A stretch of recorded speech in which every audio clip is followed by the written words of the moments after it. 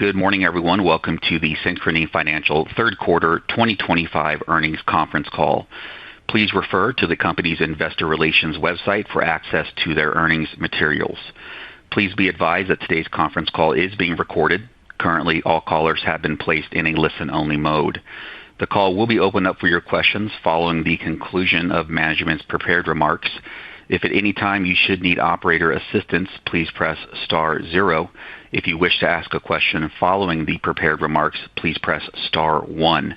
I will now turn the call over to Kathryn Miller, Senior Vice President of Investor Relations. Thank you. You may begin. Thank you, and good morning, everyone. Welcome to our quarterly earnings conference call. In addition to today's press release, we have provided a presentation that covers the topics we plan to address during our call. The press release, detailed financial schedules, and presentation are available on our website, synchronyfinancial.com. This information can be accessed by going to the investor relations section of the website. Before we get started, I wanted to remind you that our comments today will include forward-looking statements. These statements are subject to risks and uncertainty, and actual results could differ materially. We list the factors that might cause actual results to differ materially in our SEC filings, which are available on our website. During the call, we will refer to non-GAAP financial measures in discussing the company's performance. You can find a reconciliation of these measures to GAAP financial measures in our materials for today's call. Finally, Synchrony Financial is not responsible for and does not edit or guarantee the accuracy of our earnings teleconference transcripts provided by third parties. The only authorized webcasts are located on our website. On the call this morning are Brian Doubles, Synchrony's President and Chief Executive Officer, and Brian Wenzel, Executive Vice President and Chief Financial Officer. I will now turn the call over to Brian Doubles. Thanks, Kathryn, and good morning, everyone.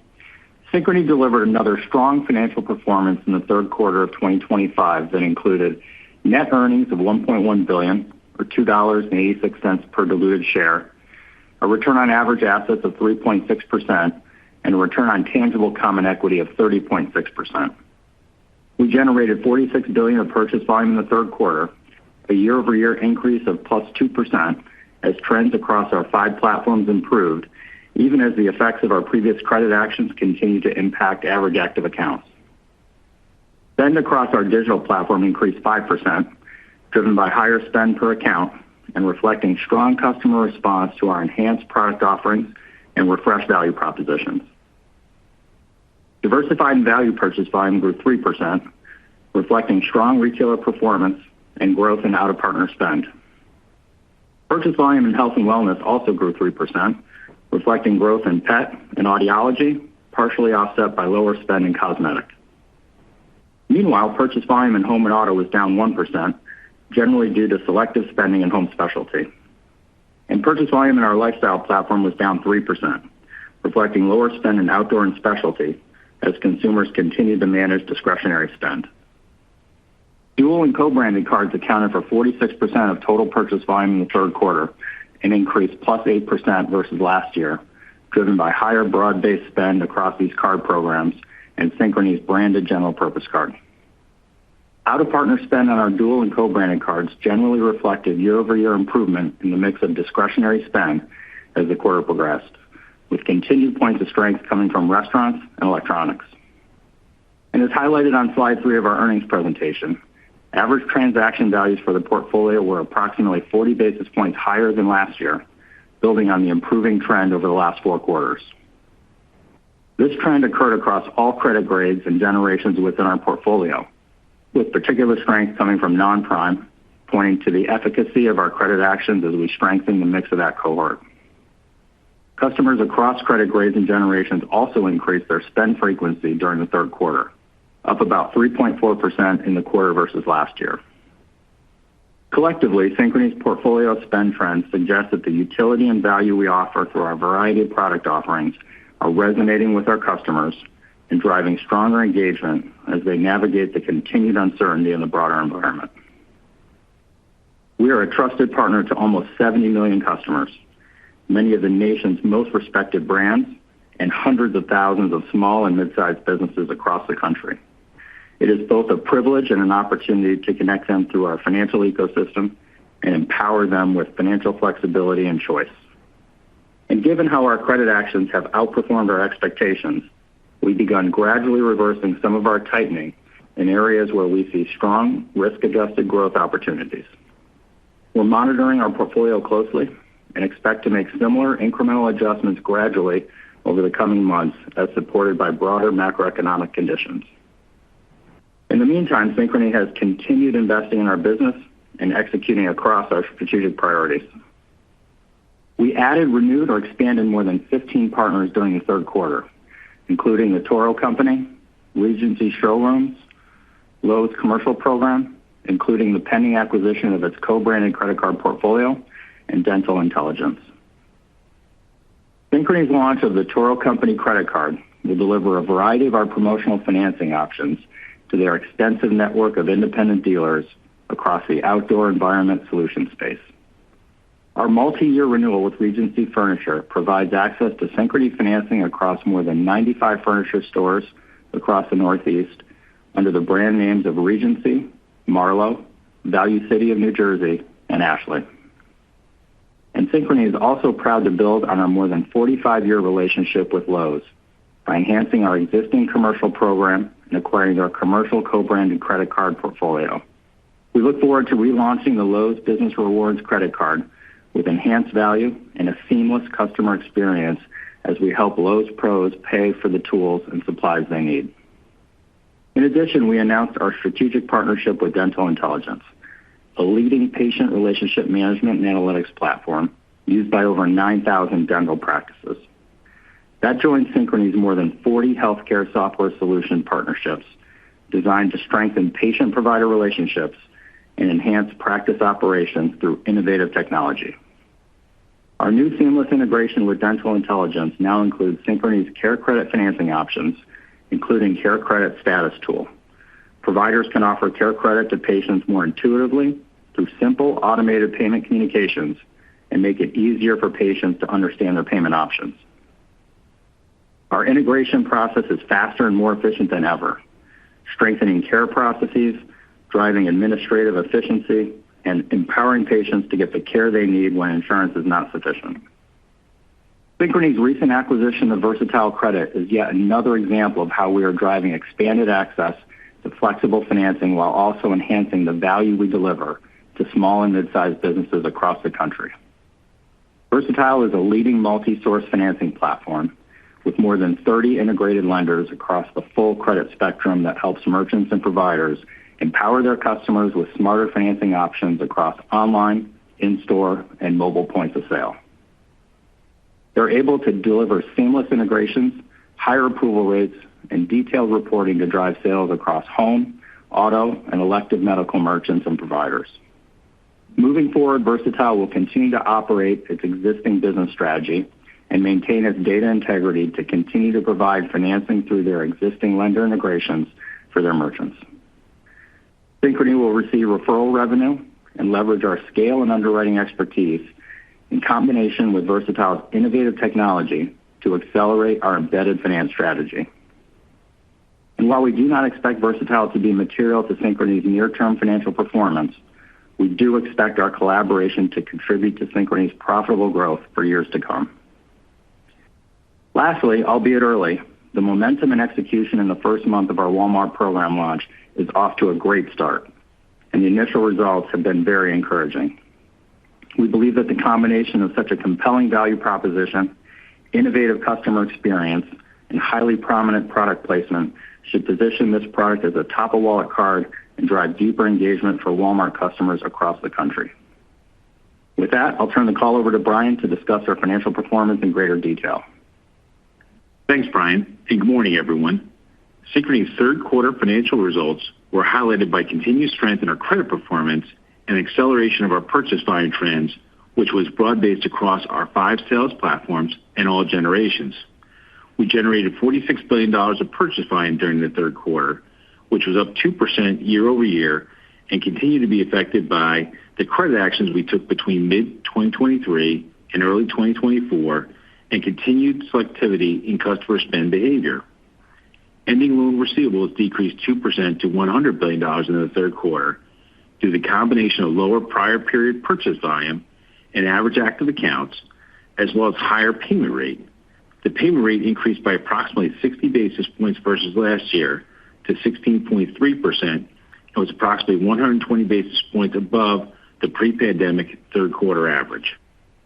Net revenue of $3.8 billion was flat versus last year, as higher net interest income was offset by higher RSAs, driven by program performance.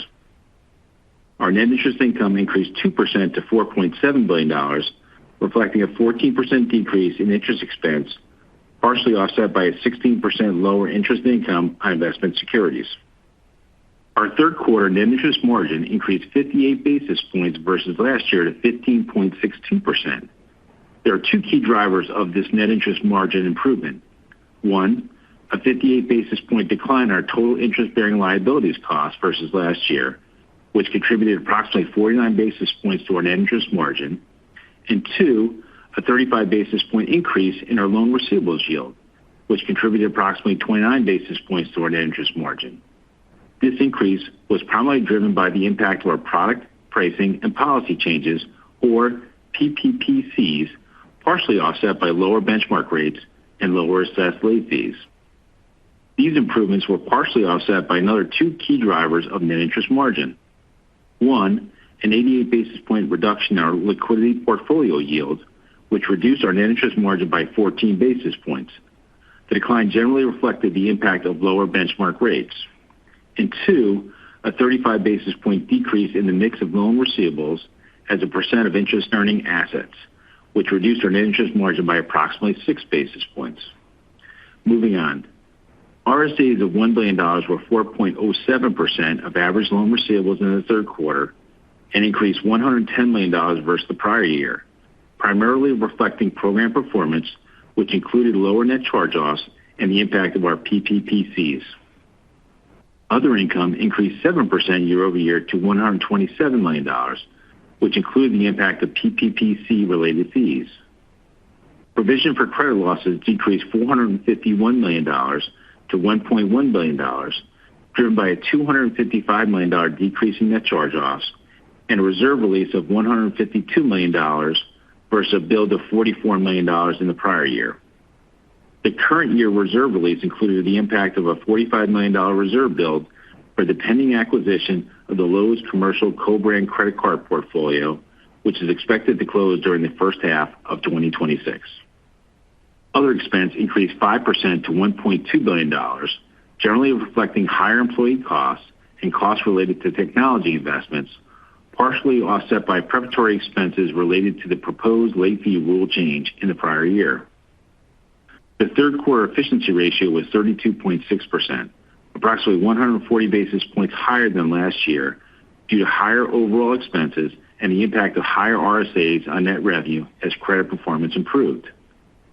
Taken together, Synchrony generated net earnings of $1.1 billion, or $2.86 per diluted share, and delivered a return on average assets of 3.6%, a return on tangible common equity of 30.6%, and a 16% increase in tangible book value per share.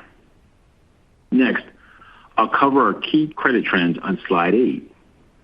At quarter end, our 30-plus delinquency rate was 4.39%, a decrease of 39 basis points from 4.78% in the prior year, and 23 basis points below our historical average for the third quarters of 2017 to 2019.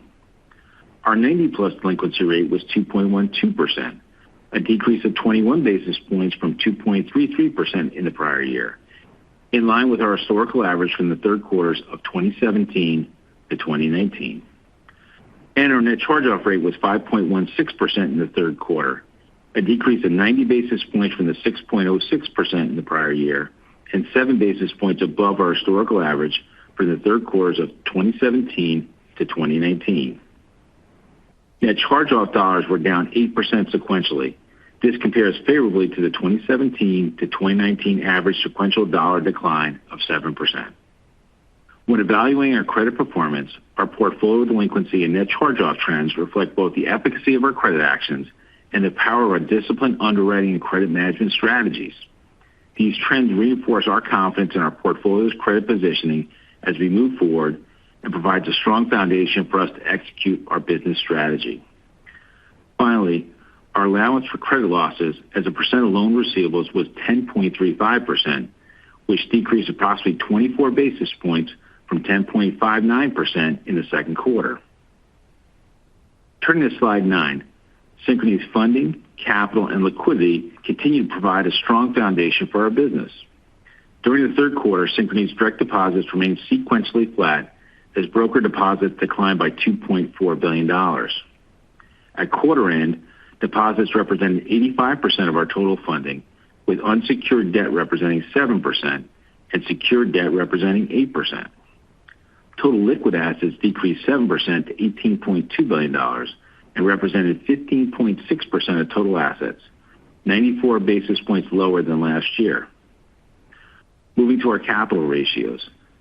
Synchrony ended the third quarter with a CET1 ratio of 13.7%, 60 basis points higher than last year's 13.1%. Our Tier 1 capital ratio was 14.9%, 60 basis points higher than last year. Our total capital ratio increased 60 basis points to 17%. And our Tier 1 capital plus reserves ratio increased to 25.1% compared to 24.5% last year. During the third quarter, Synchrony returned $971 million to shareholders, consisting of $861 million in share repurchases and $110 million in common stock dividends. Recognizing the strength of our balance sheet, our strong capital generation capacity, and the resilience of our business from both our sophisticated underwriting and retailer share arrangements, Synchrony's board approved an incremental $1 billion in share repurchases in September, bringing our total authorization to $2.1 billion at the end of the third quarter. Synchrony remains well-positioned to return capital to shareholders as guided by our business performance, market conditions, regulatory restrictions, and our capital plan. Turning to our outlook for 2025 on slide 10. Our baseline assumptions for the full-year outlook continue to include minor modifications we made to our PPPCs this year, as well as our September launch of a Walmart OnePay program. Exclude any potential impacts from a deteriorating macroeconomic environment or from the implementation of tariffs and potential retaliatory tariffs, as the effects remain unknown. And now also included the acquisition of Versatile Credit, which is not expected to have a material impact on our 2025 financial performance. Focusing on our outlook in more detail. We continue to expect flat ending receivables versus last year, reflecting the ongoing impact of selective customer spend and the continued effect of our past credit actions on purchase volume and payment rate, the latter of which remains elevated relative to our pre-pandemic average. While we made certain modifications to our credit strategy in the third quarter and expect to make further adjustments in the fourth quarter, we do not expect them to have a material effect on growth in 2025.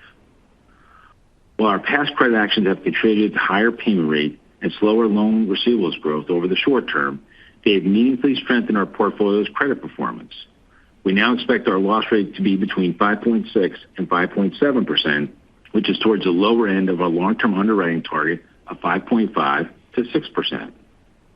The combination of higher payment rates and improved credit outlook is contributing to lower interest and fees, which is expected to reduce net interest income and result in RSAs between 3.95% and 4.05% of receivables, and net revenue between $15 and $15.1 billion. We expect our net interest margin to increase and average approximately 15.7% for the full second half of 2025, reflecting lower funding costs due to lower benchmark rates, partially offset by a lower yielding investment portfolio, and an increasing mix of loan receivables as a percent of earning assets, driven by the impact of seasonal growth and a continued reduction of our excess liquidity. And lastly, we're updating our efficiency ratio expectation between 33% and 33.5%, primarily reflecting the updated net revenue outlook. We continue to expect other expenses to increase approximately 3% on a dollar basis for the full year, which includes the Walmart program launch costs. In summary, Synchrony's outlook for 2025 demonstrates the strength of our distinctive business model and delivers net interest margin expansion, stronger delinquency formation and net charge-offs, and continued performance alignment through the RSA. This will drive higher risk-adjusted return and return on average assets that exceeds our long-term target of 2.5%. With that, I'll turn the call back over to Brian. Thanks, Brian. Before I turn the call over to Q&A, I'd like to leave you with 3 key takeaways from today's discussion. First, the combination of Synchrony's credit expertise, discipline, and credit actions have enhanced the resilience of our portfolio, creating a strong foundation on which to grow in 2026 and beyond. We're encouraged by the trends we've seen in our customers and our portfolio, and are optimistic that we will continue to adjust our credit actions subject to macroeconomic conditions. Second, Synchrony is executing on our key strategic priorities to grow and win new partners, diversify our programs, products, and markets, and deliver best-in-class experiences for all those we serve. And as we continue to elevate the ways in which we connect our customers with our partners, providers, and merchants, we're driving greater utility and value and deepening our position at the heart of American commerce. And third, Synchrony's differentiated business model, consistent prioritization of growth at strong risk-adjusted returns, and robust capital generation position us uniquely well to drive considerable long-term value for our many stakeholders. With that, I'll turn the call back to Catherine to open the Q&A. That concludes our prepared remarks. We will now begin the Q&A session. So that we can accommodate as many of you as possible, I'd like to ask the participants to please limit yourself to 1 primary and 1 follow-up question. If you have additional questions, the investor relations team will be available after the call. Operator, please start the Q&A session. Certainly. Thank you, Ms. Miller. Ladies and gentlemen, at this time, if you do wish to ask a question, please press star 1 on your telephone keypad. You may remove yourself from the queue by pressing star 2. Again, please limit yourself to 1 question and 1 follow-up question. We'll go first this morning to Terry Ma with Barclays. Please go ahead. Hi, thank you. Good morning. Maybe just to start off with the updated revenue guide, you lowered the high end of the range this quarter after lowering it last quarter. So just curious, what was kind of incremental throughout the quarter that led you to lower it? Yeah, good morning, Terry. When you think about the net revenue guide, you have a couple of moving pieces in there. One is the positive nature of the PPPCs that are going into place that drive revenue. I think 2 things that counterbalance that a little bit, Terry. Number 1, the continued improvement in delinquencies. You can look at the rate, 4.39% at the end of the quarter, which is better than the pre-pandemic period of 17 to 19 by 23 basis points.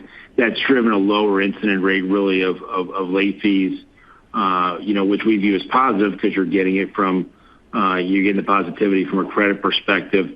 And then obviously the payment rate is elevated because we have lower subprime. Again, that's 80 basis points down year over year on non-prime, flat quarter on quarter. But it's really the fact that the payment rate's elevated, a little bit lower late fee incidents, but you have some positivities, right, relative to PPPCs that are in there. Got it. Maybe just to follow up on the PPPC modifications. You had disclosed, I think last quarter and even on stage with me a month ago, that you rolled back APRs for 1 partner. I did also recently notice an updated TJ Maxx agreement with a lower APR. So just wanted to confirm that is in fact the retailer you cited before and it's not a new rollback. And then to the extent possible, any color you can provide on whether or not there are additional conversations happening.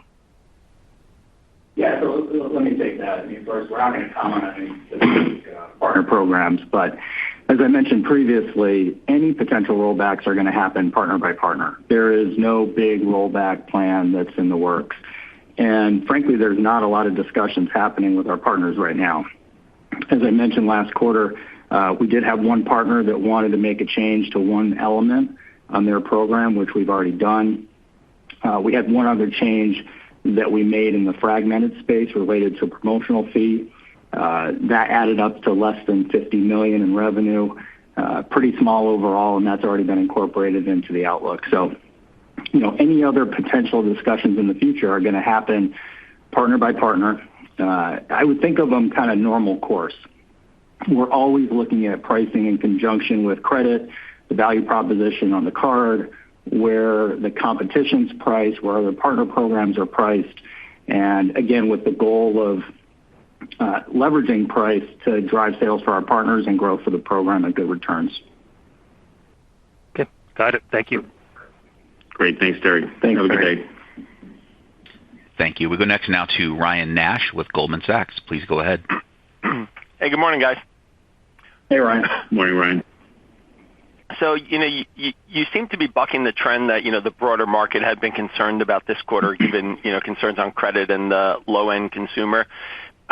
Brian Doubles, maybe just expand a little bit on what you're seeing on the consumer and, given the actions that you've taken, if we're in sort of a stable macro environment, can we continue to see this, better than expected credit performance? And I have a follow-up.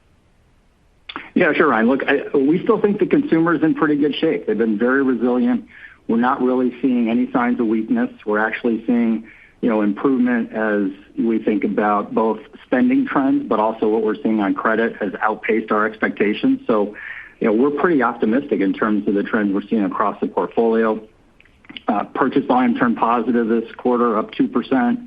All 5 platforms improved as you look at them sequentially. We saw particular strength in digital, health and wellness, D&B. We're seeing nice growth in the co-brand portfolio.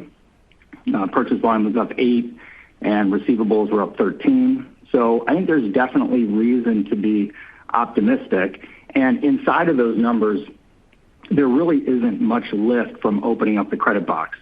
So we have plans to add back about 30% of the sales from the credit actions that we took earlier. And that leaves another 70% that, we'll evaluate over the next couple quarters.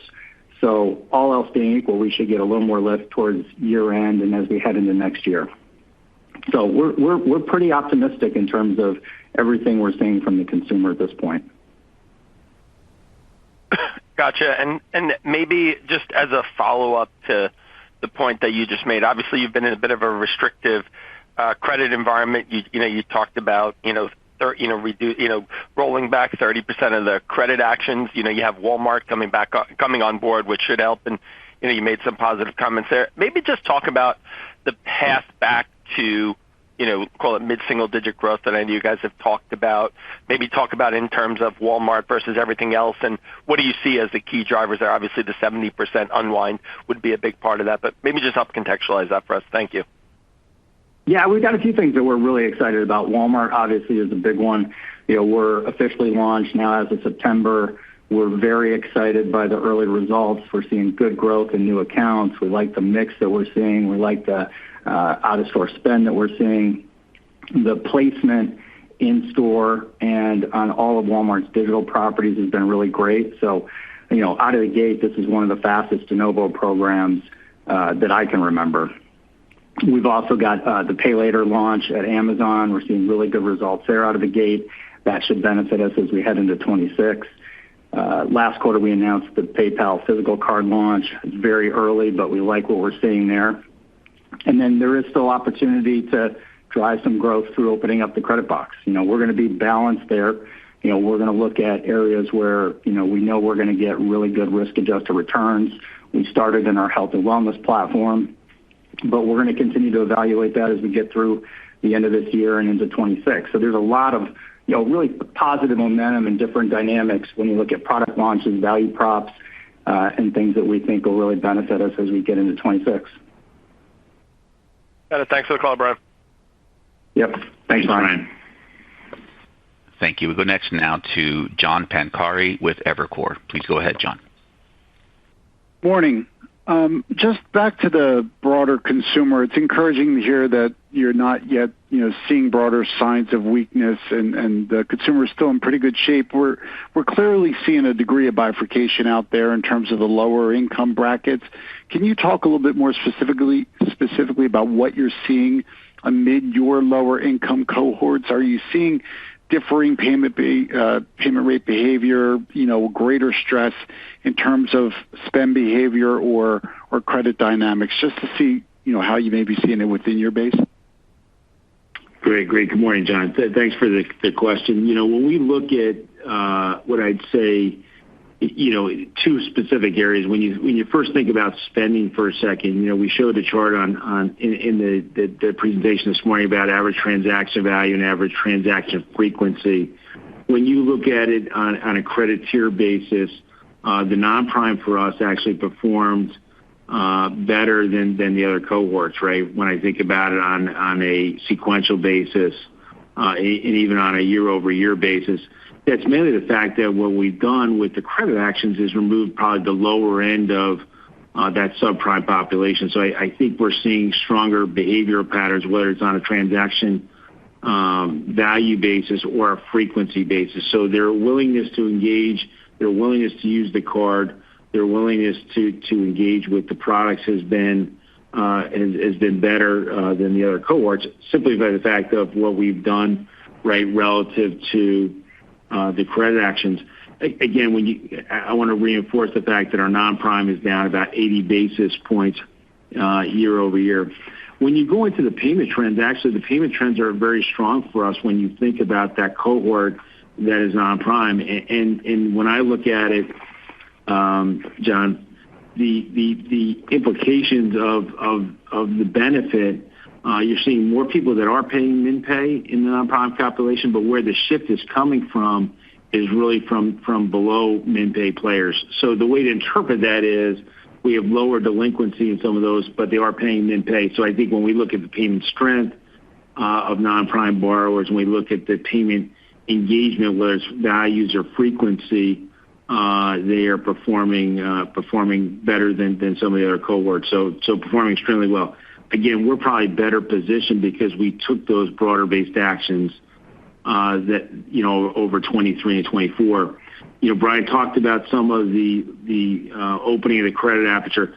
These are things around upgrades to dual card. These are things around giving credit line increases to people who have been around a year. So we're not taking what I would view as incremental risk exposure, but rather we're taking what you can term more thoughtful growth actions into the portfolio itself, where we're not just lowering credit scores and taking greater risk.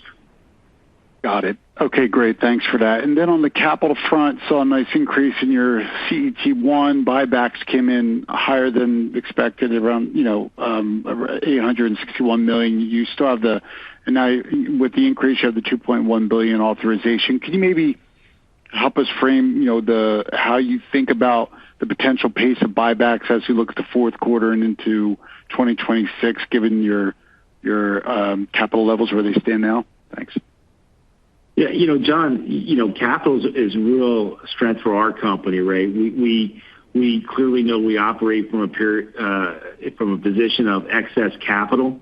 The great thing about this business is it generates a lot of capital. When you look at, page 9 of our deck, over the last year, we generated over 350 basis points of incremental CET1 just from the earnings of the business. So strong capital generation and the ability to deploy that, right? So the board felt really confident when they looked at the resiliency of the business, that capital generation, and where we were to add that $1 billion. Now it leaves us with $2.1 billion over the next 3 quarters. We don't really provide guidance for that, but obviously, we're going to deploy that in what I would say is an aggressive but prudent manner. And I think we've demonstrated that, whether you go back to 2019 and then after the pandemic. But obviously, we're focused on reducing the CET1.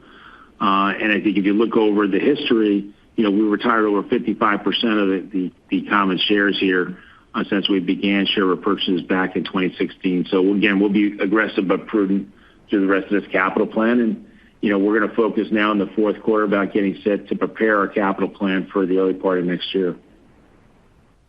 Thanks, Brian. Appreciate the color.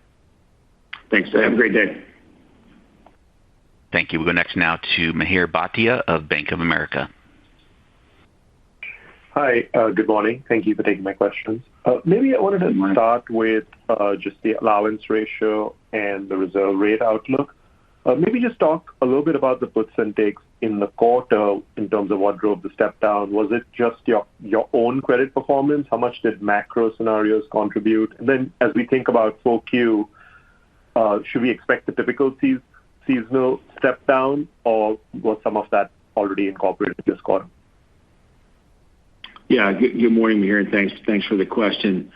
So as you think about the reserve rate reduction and release that happened in the third quarter, I'd say a couple of things. Number one, First and foremost, it was driven by our credit performance, not only the delinquency formation, but the performance of how it rolled through. We continue to see a tremendously strong entry rate into delinquency below the pre-pandemic period. We saw stabilization really in early stage delinquency. So think about that 2 to 4 due, and then 4+, we saw some strengthening. That continued strength that we saw, which hopefully, or it led to us narrowing our range down to 5.6 to 5.7 for the year. That credit performance is a big driver in the rate reduction that you saw. I'd also say, we use the Moody's baseline, and if you looked at that baseline August to May, it was actually a little bit better than that. So there's a little bit of macro improvement in the base model. What I'd say is the macroeconomic QA overlay that we had on there stayed consistent from a deterioration standpoint from the second quarter to the third quarter. So it really was the base performance of the business that drove that. As you think, we don't provide guidance for the fourth quarter, but as you think about the fourth quarter, the way I think about it is this. You generally see a step down, right, relative in the reserve rate for the seasonal balances kind of coming in. I think it's fair to say that the seasonal balance you may have seen last year will not be as strong. So I would expect a reserve dollar post in the fourth quarter to reflect the growth in the assets, but not quite as much seasonal given where we are. If I take it up here to 10,000 feet, what you're going to see and what you should see is that there ultimately over a period of time will be a downward bias on the reserve rate, right, as you get unemployment in the base model, which, again, the base model before you overlay any macro has a 4.8 unemployment rate at the end of next year. As that comes down more in line, as the QAs go away, you should see more tightening of the reserve rates when you move forward. That potentially can offset future growth-related builds. Got it. No, that makes sense. Thank you. If I could just turn to go back to growth and the discussion about the unwinding of credit actions and the 30 and the 70%. I guess maybe to tie that a little bit to average accounts are still down year over year. Obviously, transaction frequency and values are up. It sounded like some of the unwinding you're doing is much more related to your existing accounts. So I guess what do we need to see for average accounts to start trending up or to turn positive? Is it just going to come from natural growth, or is there credit unwinding that will be happening in the short term? I guess what I'm trying to understand is the 30%, 70% discussion. That 30% sounded very much focused on internal accounts, existing upgrades, etc. And I'm trying to think of account growth and just increasing the number of consumers. What's going to drive that? Yeah, again, I think the way to think about the active accounts here, we had been in a restricted position. We continue to remain in a restricted position. I think when we were with you back in July, we talked about taking certain credit actions really in the health and wellness business.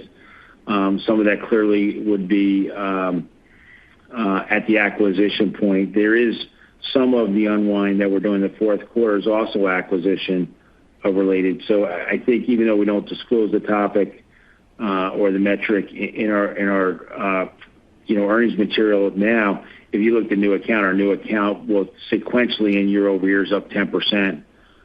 So again, we're starting to see the consumer more willing to not only apply, but also our ability to approve them. So I think that's a turning point.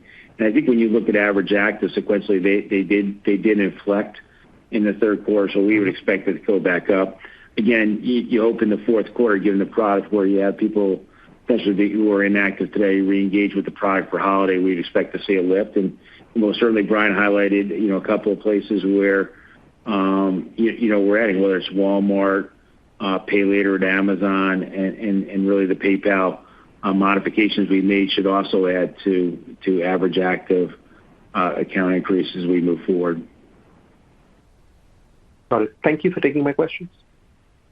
Thanks. Have a good day. Thank you. We'll go next now to Rob Wildhack with Autonomous Research.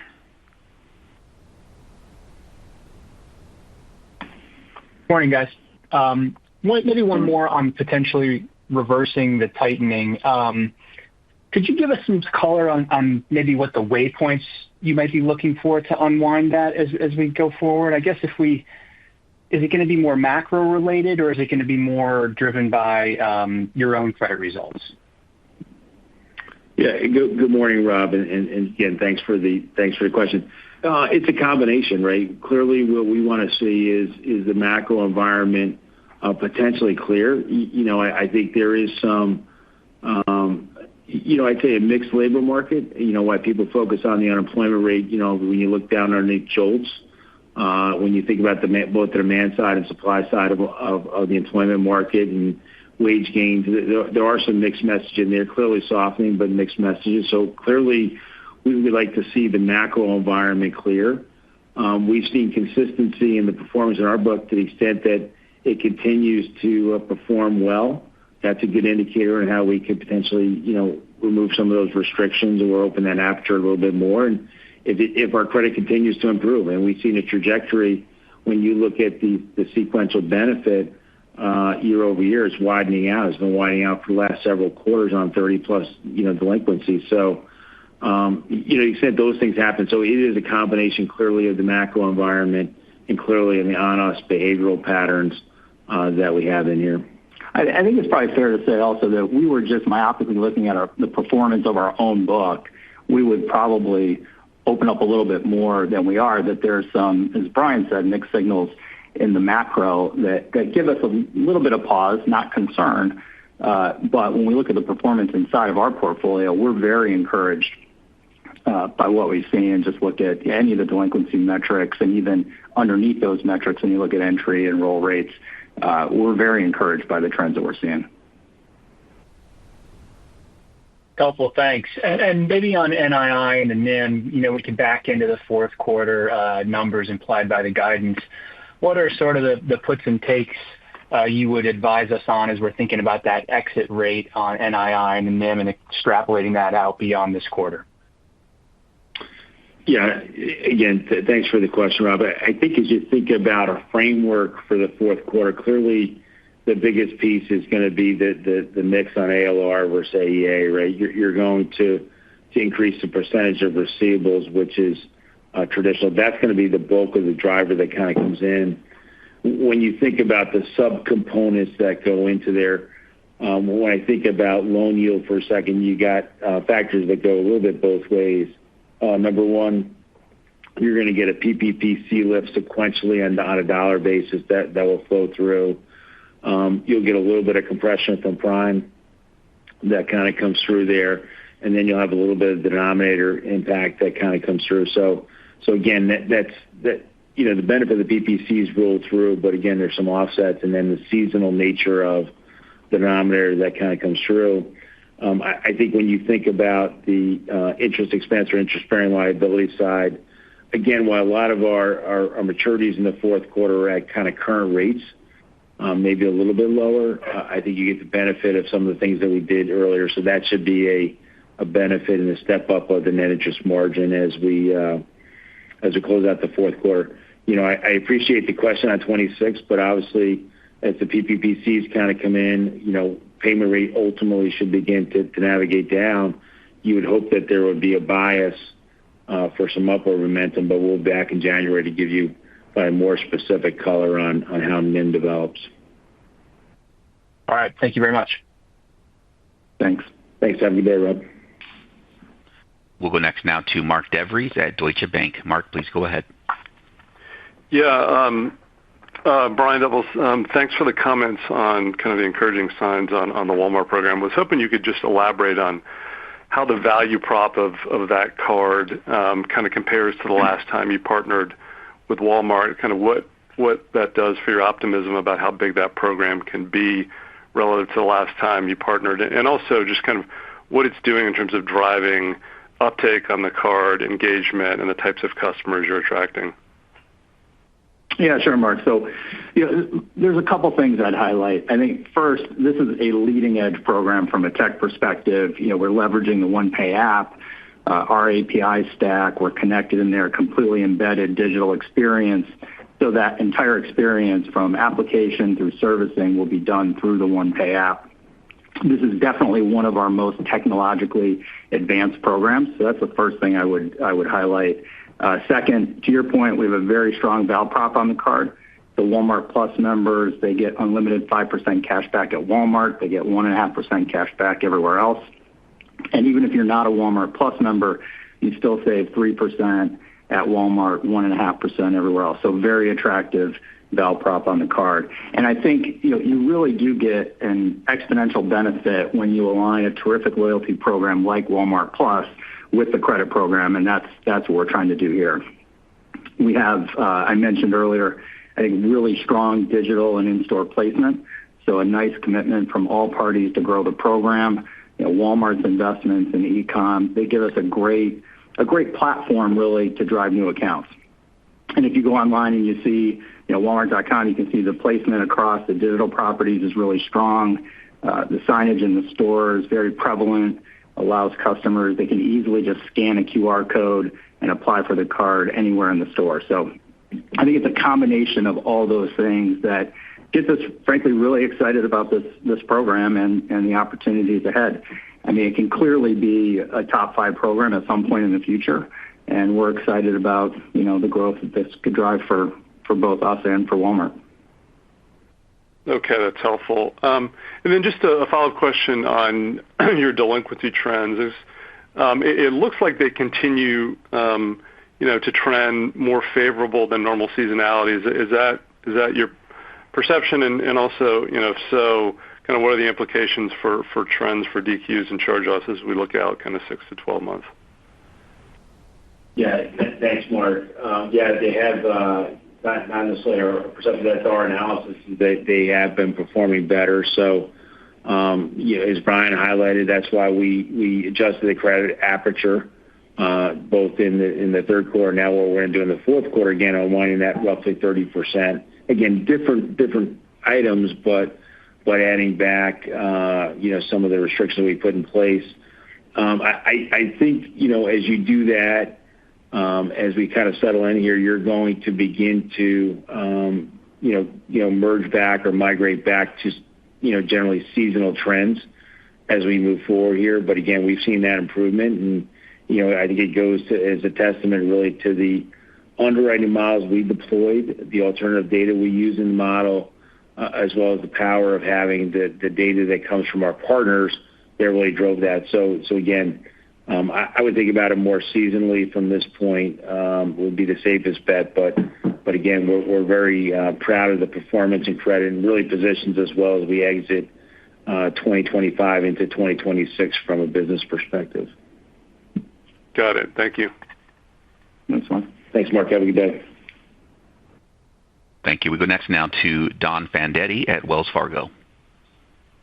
Good morning. Can you talk about any potential portfolio acquisitions that you might be looking at, or new de novo programs? And then I guess on the Versatile acquisition, is that sort of a one-off, or do you feel like, we'll see more of these bolt-on technology acquisitions? Yeah, sure, Don. Look, I would say, without getting too specific, we've got a really strong pipeline across all of our platforms, combination of, some programs with existing portfolios, plenty of de novo opportunities. So, we're encouraged when we look at the pipeline. Our team is very active, just given our size and scale in the partner-based business. Pretty much every RFP in the industry comes across our desk, and we compete really hard on those. I think in terms of, what we're seeing in the market, I think pricing continues to be pretty disciplined. We're not seeing any real irrational behavior. We're competing and winning based on our products and capabilities, our technology stack, what we're doing around data, our underwriting engine with Prism. So I feel great about how we're competing and what we're winning. We won't win every program out there because there's always going to be, some pricing or terms considerations that, we won't agree to. We're very disciplined around risk-adjusted returns. But generally, I feel really good about the pipeline. And then on Versatile, it's going to be a great acquisition for us. They built a really strong business. We've been partnering with them for 20 years, so we know each other really well. We've got a great relationship, really strong cultural fit. And look, at the end of the day, all of our partners are looking to leverage credit to drive more sales and enhance loyalty, right? And the Versatile platform is going to allow us to approve more customers. That's great for our partner base. It's great for their customers. And so we'll drive a higher approval rate, and we'll do that either by doing the lending ourselves or through other institutions. And for those loans that we don't underwrite, we'll earn a fee. So it benefits us and helps us drive some non-lending revenue. So positive from all aspects. Relatively small acquisition. Won't be material in the near term, but it's exactly the type of acquisition that we look for, where it's not a big capital outlay, but an acquisition that allows us to leverage our scale to grow the business. Yeah, I just add on, when you think about Versatile for us, again, Brian hit it, it's not necessarily material to all of Synchrony, but when you look at whether it's the IRR or ROIC, it's very attractive, which goes back to some of the pricing discipline and how we look at these acquisitions, and a very reasonable payback on tangible book value. Got it. Thank you. Thanks. Have a great day. Thanks, Tom. We'll go next now to John Hecht at Jefferies. Morning, guys. Thanks for taking my questions. I know you don't give details at the partner level by name, but maybe can you talk about characteristics of partners where you're seeing expansion versus maybe modest contraction? I mean, maybe like the digital mix or versus in store or anything like that. Is there any way for us to think about the growth from that perspective?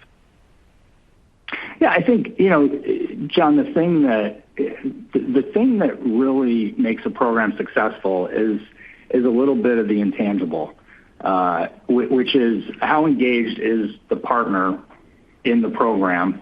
Where does it sit on their list of priorities and the things that they're trying to drive across the business? So regardless of what platform you're in for a second, just think about it is a priority of the CEOs and the executive leadership team of one of our partners to promote credit, to drive the program, to measure the program, to hold their teams accountable, as well as to hold us accountable for driving growth. That's really the secret sauce. And in order to do that, both parties have to be all in. You have to have really good alignment in the contract, really good alignment through the RSA. And if it's a priority for them and you have all of those other building blocks, great technology integration, a seamless customer experience, strong NPS, all of those things, really good growth. And so it's a combination of a lot of different building blocks, but there's also just the intangible of where does it sit inside of the partner in terms of their priority and what are they trying to drive and how are they trying to leverage credit to improve their sales to drive loyalty in their customer base. Yeah, the one thing if you kind of go through the platforms, John, you think about, let me just point out the areas where we probably see more pressure, right? In home and auto, you see pressure in the home specialty / home improvement business. When you think about lifestyle, the other platform that again still doesn't have positive purchase volume growth, it's in that outdoor power equipment, power sports. So you think about that bigger ticket, really more discretionary purchases, a little bit in cosmetic and health and wellness. That's where the consumers pull back. Where you do see areas of strength where think about diversified value. We have some real value-oriented players in there that, as a retailer, are growing fairly significantly. So we're maintaining or expanding, penetration as you think about that. And then obviously in the digital, there's a lot of broad-based partners in there who are expanding at significant clips. Again, we're maintaining that penetration in those segments. So again, I think when you look at some things that are probably bigger ticket discretionary, but even inside home, we see expansion in some of the furniture, partners that we have and verticals we have there. So again, I think we see green shoots inside the portfolio of really the consumer kind of engaging in some of those discretionary purchases. Maybe some of the bigger ones are still a little bit patient on making. Okay, super helpful color. And then second question, Brian, you mentioned payment rates. They've been elevated really for the last several years. In your opinion, what's the source of that? Are you seeing that across a variety of income levels? And can you tell how much of that might be like debt consolidation? Yeah, so let me bifurcate that a little bit, John. If I go up to 10,000 feet, you really have two big drivers in why payment rate is elevated when you look at an absolute rate basis. Number one is the credit actions we've done, which has been more restrictive into the non-prime area. So when you go and look at non-prime as a percent of total, we're better 80 basis points year over year. And really where it's coming out is the top end, which you see a higher payment rate at that really top end versus the non-prime. So that's number one. And that's to be expected, right, relative to that. That's why you're getting the benefit in charge-off and delinquency. The other thing is that, on some of the bigger ticket discretionary promotional financing purchases, promo as a percent of the balances are down. Now, promo balances have a payment rate of, call it 9 to 10%. Your core balances have a payment rate of 19 to 20%. So that mix shift that happens, does have a little bit of influence on the payment rate in and of itself. When we start to kind of go down to it by credit grade, John, what we're seeing here is actually strength in the non-prime and payment rate. Because again, we took out some of that bottom end of the non-prime, through our credit action. So when I look at it on a cohort across the entire book, with regard to payment rate, it's really the strengthening. It brings you back to the credit actions in and of itself. Even when we look at it generationally, it's kind of moving, in parallel, given the characteristics of each of those cohorts. So again, the strength is more driven by a little bit of the mix between, promotional balances versus core, and then really the credit actions are the biggest driver. Okay. Thanks very much. Thanks, John. Have a good day. Thanks, John. Thank you. And ladies and gentlemen, we do have time for one more question this morning. We'll take that now from Jeff Adelson of Morgan Stanley. Hey, good morning, guys. Thanks for fitting me in at the end here. Just as a follow-up on the payment rate question, one topic that's come up more recently is, there's been some more prepayment out there, more in the installment world of the lending spectrum, and some of that may be coming from increased competition or private credit demand to originate new loans. Now, I know credit card is a different animal here, more of a revolving product, but just curious if you're maybe noticing any of that competitive dynamic flowing in and maybe keeping the payment rate a little bit more elevated here. Yeah, thanks for the question, Jeff. When I look at it, I'm going to cut it two different ways. When we look at whether installment is impacting our business, when we look at application flow, where maybe installments could be a different payment option, we have not seen application flow negatively decline. Actually, in fact, we've seen application flow increase throughout the portfolio. So I don't think we see competitive dynamics where an installment product is disintermediating us, right, relative to that or causing that. Back to the question that John Hecht, I apologize for not necessarily answering and maybe where you're heading a little bit. When you think about, people consolidating debt into an installment type loan or some type of personal loan, I'd say this, we did two different types of analysis, right, relative to that. One where we looked at a cohort of, or let's call it portfolio, and said, okay, look at accounts that were revolvers for 6 consecutive months and then paid off to zero. Has that balance shifted? And it has not shifted materially, most certainly not in a manner that would equate to what you're seeing in some of the loan growth that you see in personal loans. We also went out and looked at a sample of the population and looked at, number one, do we see a increase in our portfolio? People have taken out personal loans, number one. And then number two, for some of the heavy revolvers, have we seen any of the payment behavioral changes pre and post those that have taken out a personal loan? And the answer is we have not seen that. So again, every issuer is impacted by some form of personal loan, but has not been a significant driver that's influenced our result either from a growth perspective or from a payment rate perspective. Got it. That's helpful. And as my follow-up, just, piggybacking off the commentary on the success of Pay Later at Amazon, you obviously have that product out there with other partners like Lowe's. Does the success of that launch maybe, reinforce or shift how you're thinking about leaning into that opportunity going forward? Should we be expecting a continuous kind of launch of this multi-product strategy going forward at every partner you have? And maybe just update us on how that's coming up in the conversations with your partners as they maybe compare you guys to the offering some of the other buy now, pay later players are giving them. Yeah, sure. Look, I think we've been able to demonstrate the power of being able to offer multiple products inside a program. We're thrilled with the progress on Pay Later across the business.